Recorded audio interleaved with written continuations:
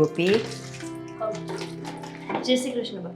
જય શ્રી કૃષ્ણ. બેટા નાસ્તાની કેટલી વાર છે? મારે દવા લેવાની છે. બા તમે મંદિર ગયા હતા ને એટલે બાકી બધું બનાવી જ દીધું છે મેં. તમે બેસો, હું ચા નાસ્તો લઈને આવું. હા હા, અને હું એમ કહેતી હતી કે આજ બપોરે મારી બેન આવવાની છે. અરે માસી આવે છે? હા બહુ ટાઈમ પછી ને. હા કેટલા સમય પહેલા આવ્યા હતા ઘરે. હા, અરે એના દીકરાનું નક્કી થાય છે ને તો એ વધાઈ આપવા આવે છે. તો મેં કીધું અહીંયાથી જમીને જ જજે. તો મને કે ના, હું બહુ રોકાઈશ નહીં. મેં કીધું ના, કેટલા વખતે તું આવે છે એટલે અહીંયા જ રોકાજે, અહીંયા જમશું આપણે બધાય સાથે.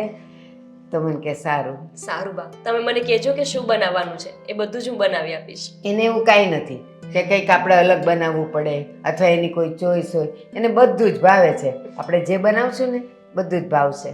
હા બા, પણ તોય એ આવે છે, મહેમાન છે, તો કંઈક તો સારું બનાવવું જોશે હા, ને. એક કામ કરશું ને, એ આપણને બધાઈ દેવા આવે છે ને, ખુશખબરી આપવા આવે છે ને, આપણે કંઈક મિષ્ટાન બનાવશું. હા, એવું હોય તો હું ગળી સેવ બનાવી આપીશ. હા હા, તારી સારી જ બને છે. બા, બીજું એ કહેતી હતી કે હા, દરરોજ જોઈએ તો અંકિતાબેન બહુ મોડા ઉઠે છે, પણ આજે બહુ વહેલા ઉઠીને ક્યાંક જતા રહ્યા છે. એટલે તમે મંદિર ગયા ને એની પહેલાના જ ગયા હશે. મને થયું કે આ ચા નાસ્તા માટે એમને બોલાવા જાઉં રૂમમાં. રૂમમાં જઈને જોયું તો એ હતા જ નહીં ઘરે. તો તમને કંઈ કહીને ગયા છે? ના, મને કાંઈ કહીને નથી ગઈ. પણ ગોપી, પહેલેથી જ એટલી એને છૂટ આપેલી જ છે, કારણ કે જુવાન છોકરી છે, કોલેજ ભણે છે. તો પછી હવે હોય કંઈક એ લોકોના પ્લાન, એટલે એ બધું રોજ પૂછીને જવાનું અથવા ક્યાંક જવાનું હોય તો મારી રજા લેવાની, મંજૂરી લેવાની, એવું રાખ્યું જ નથી. અને હા ગોપી, છોકરો હોય કે છોકરી હોય, જુવાન થાય, કોલેજમાં ભણતા હોય, ત્યારે આપણે પછી બહુ બંધન રાખીએ અથવા મને પૂછીને જ જવાનું, કેટલા વાગે આવવાનું એ કહેવાનું, તો એ લોકોને ન ગમે. એટલે પછી હું તો કાંઈ એને પૂછતી જ નથી. અને એને એની જવાબદારીનું ભાન હોય ને. હા બાપ, મેં ક્યાં તમને કંઈ કીધું? હું તો ખાલી વાત કરું છું કે તમને કંઈ પૂછીને ગયા છે કે કંઈ કહ્યા વગર જ નીકળી ગયા છે. ના, એ કયા વગર ગઈ છે. બા, આમ જોઈએ તો આજે રવિવાર છે ને, કોલેજ પણ બંધ હશે, તો ક્યાં ગયા હશે? અરે હશે કાંઈ, એ લોકોના ફ્રેન્ડ સર્કલમાં કંઈક સવારમાં ગયા હશે નાસ્તો પાણી કરવા માટે, અથવા બધા મળવાના હશે, ક્યાં ગાર્ડનમાં ભેગા થયા હશે. હશે, પણ તું શું કામ એટલી બધી એની ચિંતા કરે છે? બા, હું આમ જ ચિંતા નથી કરતી. હમણાંથી હું જોઉં છું કે અંકિતાબેનનું કંઈ ટાઈમનું નક્કી જ નથી રહેતું. કોલેજથી તો 1 વાગે છૂટી જાય છે અને ઘરે પહોંચે ત્યાં 3-4 વાગી જતા હોય છે. અને એટલું જ નહીં, ગઈકાલે સાંજે 8 વાગી ગયા હતા એમને ઘરે આવતા. અને તમને ખબર છે ને, રોનકને એમની ચિંતા થયા રાખે. પછી મને પૂછે છે કે ક્યાં જાય છે, ક્યારે આવે છે, અને થોડું મારે ધ્યાન રાખવું જોઈએ એવું એમણે જ મને કહ્યું છે. એટલે હું થોડી તમને પૂછવા ઊભી રહી ગઈ. જો ગોપી, તને હું એક વાત કહી દઉં અને એ વાત પર હંમેશા ધ્યાન રાખજે. અંકિતા ક્યાં જાય છે, કેટલા વાગે ઉઠે છે, શું કરે છે, કેમ વહેલી આવે છે, કેમ મોડી આવે છે, એ બધી ચિંતા તારે કરવાની જરૂર નથી. એ જ્યાં જતી હશે ત્યાં એની જવાબદારીનું ભાન છે.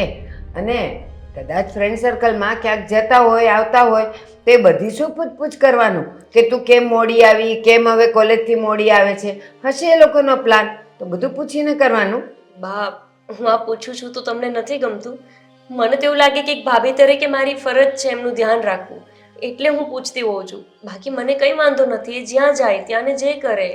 ખાલી જ્યારે એ ઘરે હોય ને તો એના ખાવા પીવાનું, એના ચા નાસ્તાનું એટલું ધ્યાન રાખે ને તો પણ બહુ છે. બાકી એ ક્યાં જાય છે, શું કરે છે, કેમ કરે છે, વહેલી આવે છે, મોડી આવે છે, એ બધી ચિંતા કરવાવાળી હું બેઠી છું, એની માં.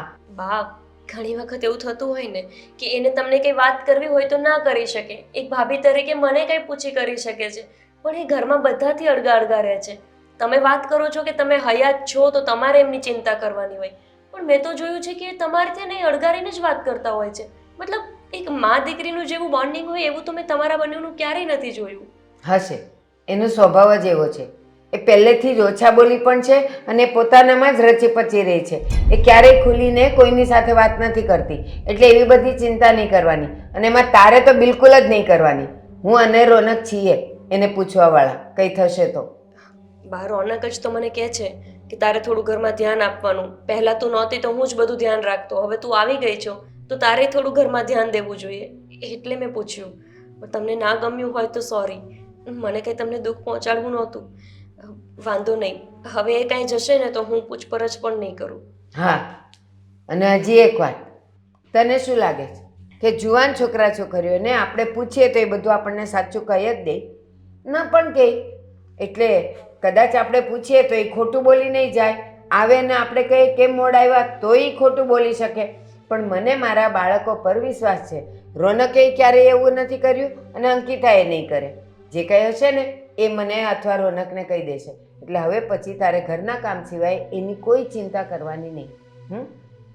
અને નાસ્તો. મમ્મી છે તો એમને ચિંતા થવી જોઈએ, એના બદલે એ તો મને ચિંતા કરતા રોકે છે. ક્યાંક એ વધારે પડતી છૂટછાટ તો નથી આપી રહ્યા અંકિતાબેનને?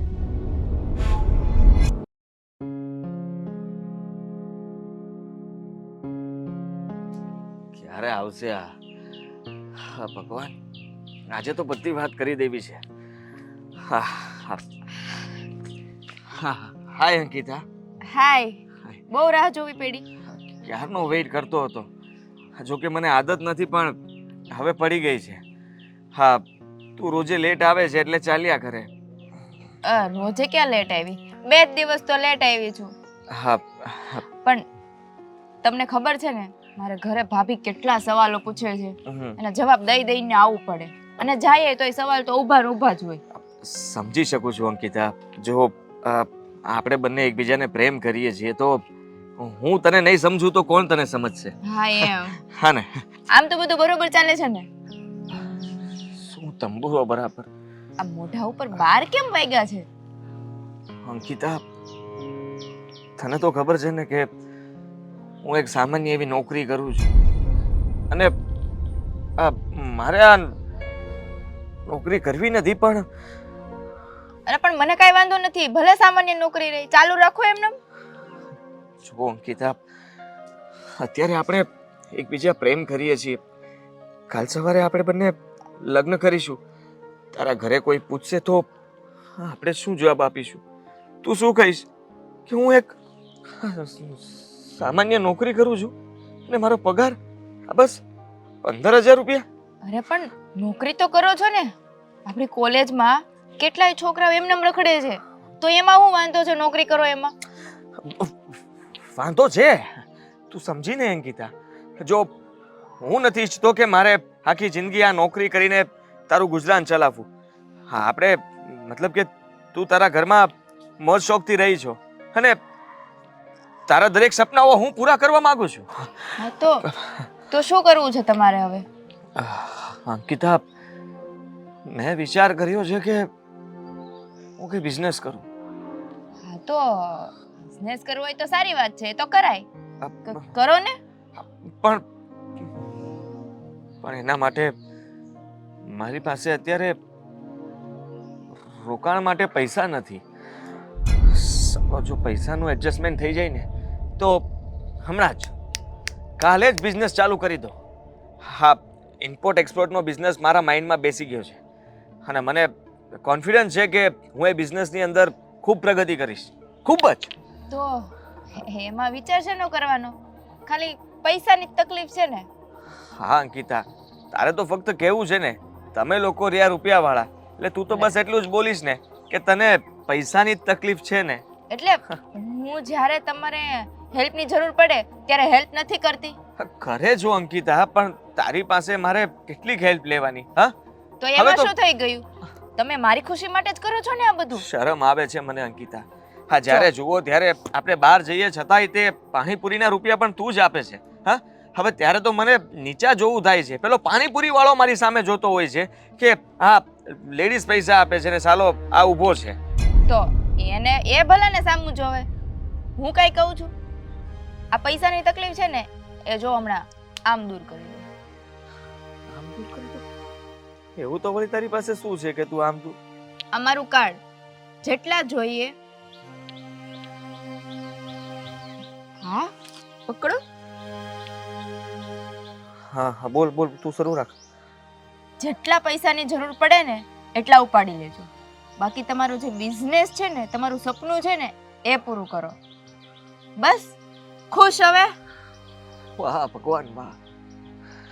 સાચું કહું તો તમે મારી ગર્લફ્રેન્ડ નહીં, મારો પ્રેમ નહીં, પણ લક્ષ્મી મોકલી છે, લક્ષ્મી. અરે બસ હો, હવે વખાણ કરી કરીને મને આમ પતંગિયાની જેમ ઉડાડી દ્યો માં. ખરેખર મારી પાસે કોઈ નથી. મારું નથી ફેમિલી, નથી મા બાપ, કુટુંબ, પરિવાર. ફક્ત તું છો. ભગવાને તને મારા માટે જ બનાવી છે એવું જ લાગે છે મને. એટલા માટે જ તો જો ને તું હંમેશા મારી મદદ કરે છે. Thank you so much Ankita. એમાં થેન્ક યુ કહેવાનું હોય? હજુ પણ જરૂર હોય ને તો કહેજો.